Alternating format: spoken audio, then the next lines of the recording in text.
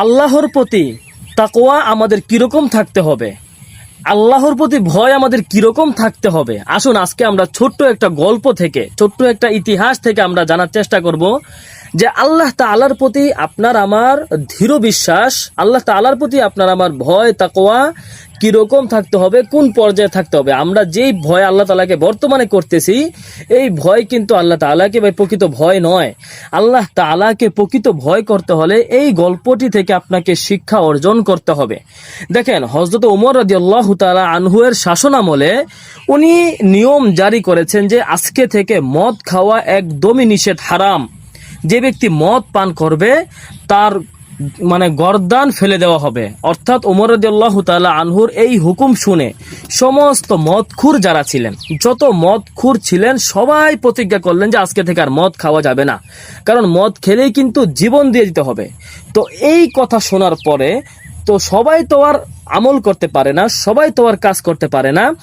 একবার ওমর রাদিয়াল্লাহু তাআলা আনহু, ওনার একটা অভ্যাস ছিলেন, উনি ছদ্মবেশে রাত্রিবেলাতে বাহিরে ঘুরতেন এবং দেখতেন যে তার যে লোকেরা আছে, তার সম্পদের যে লোকেরা আছে, তাদের কি অবস্থা, তাদের অবস্থা সম্পর্কে ওমর রাদিয়াল্লাহু তাআলা আনহু ছদ্মবেশে যাইতেন, মানুষের কাছে যাইতেন এবং গিয়ে গিয়ে তাদের অবস্থা সম্পর্কে অবগত হওয়ার চেষ্টা করতেন।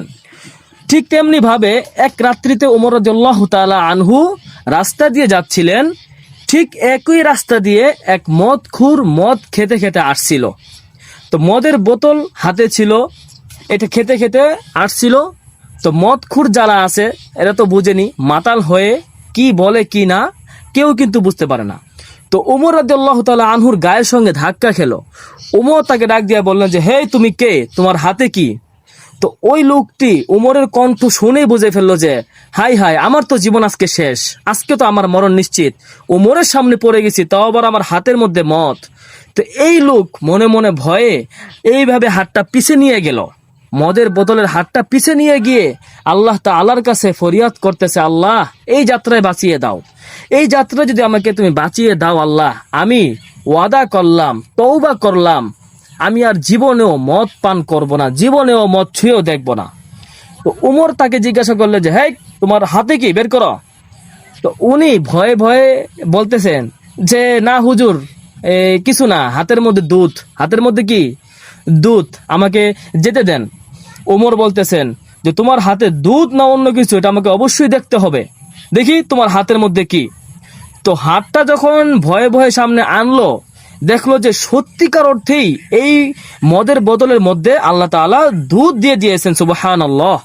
দেখেন, এই লোক এমন ভাবে আল্লাহ তাআলার কাছে ফরিয়াদ করেছে, এমন ভাবে তওবা করেছে, এমন ভাবে আল্লাহ তাআলাকে ভয় করেছে যে আল্লাহ তাআলা তাকে সাহায্য করেছে।